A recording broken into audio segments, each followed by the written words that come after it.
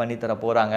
எதனால வந்து ஒரே கம்பெனி இது எல்லாத்தையுமே பண்ணட்டும் அப்படின்னு ஒரு கம்பெனிக்கு கவர்மெண்ட் கொடுக்காம 2 கம்பெனிக்கு ஏன் பிரித்து கொடுத்தாங்க அப்படின்னு ஒரு தெளிவான விளக்கம் இது வரைக்கும் கவர்மெண்ட் சைட்லேருந்து கொடுக்கல. ஸோ நான் என்ன நினைக்கிறேன்னா, இதனால் இந்த 2 கம்பெனிஸ்க்கு அவங்க கொடுத்துருக்காங்க அப்படின்னா, ஒரு கம்பெனியில் சப்ளை வந்து டிலே ஆனால் கூட இன்னொரு கம்பெனியிலேருந்து நமக்கு கிடைச்சிரும். அதனால் இந்த ஸ்கீம் வந்து ஸ்டாப் ஆகாமல் அது கண்டினியூ ஆகிட்டே தான் இருக்கும்.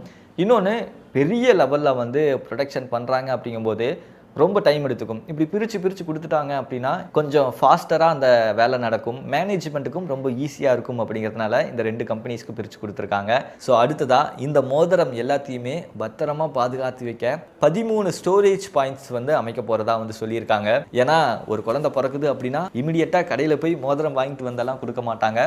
இது பெரிய ஒரு பல்க் நம்பர்ஸில் ஆல்ரெடி பண்ணி ரெடியாக வச்சுருப்பாங்க. அதிலிருந்து மோதிரத்தை எடுத்துகிட்டு வந்து ஒவ்வொரு குழந்தைகளுக்காக வந்து கொடுப்பாங்க. ஏன்னா ஒரு தங்கம் அப்படிங்கிறது எவ்வளோ விலையுள்ள பொருள் அப்படின்னு நமக்கே தெரியும். நம்ம வீட்டில் கோல்டு இருந்தாலே அதை எவ்வளோ பத்திரமா வந்து நம்ம பூட்டி லாக் பண்ணி வச்சுருப்போம். அப்போது இவ்வளோ நம்பர்ஸில் இவ்வளோ குவான்டிட்டியில் கோல்டு இருக்குது அப்படின்னா அதை வந்து பத்திரமா பாதுகாத்து வைக்கணும் இல்லையா? இதுக்காக 13 ஸ்டோரேஜ் பாயிண்ட்ஸ் வந்து சில டிஸ்ட்ரிக்டில் இருக்கிற கலெக்டரேட்ஸ்லேயும் ட்ரெஷரிஸ்லேயும் இந்த மாதிரி ஸ்டோரேஜ் பாயிண்ட்ஸ் வந்து அமைக்க போகிறாங்க.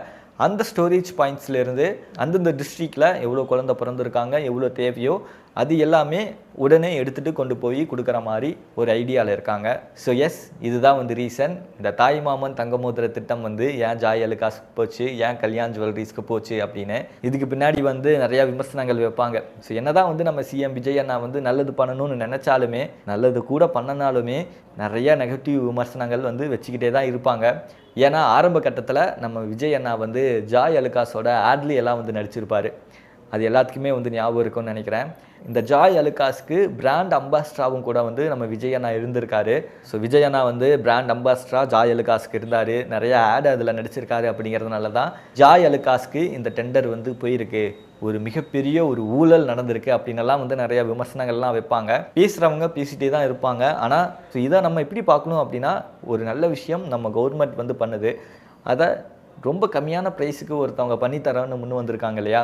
அப்போது அதை தான் வந்து நம்ம பார்க்கணும். ஏன்னா நம்ம கவர்மெண்ட்டோட மணி அப்படிங்கிறது நம்மளோட வரி பணம் தான், மக்களோட வரி பணத்திலிருந்து தான் இவ்வளவும் பண்ணுறாங்க.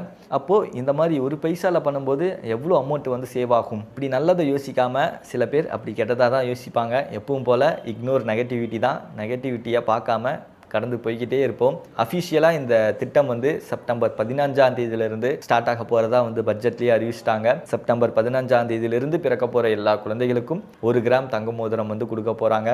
ஸோ இதுதான் ஒரு தெளிவான ஒரு விளக்கம். இந்த மாதிரி நிறைய அப்டேட்ஸ் தெரிஞ்சுக்க நம்ம சேனலை உடனே சப்ஸ்கிரைப் பண்ணிக்கோங்க.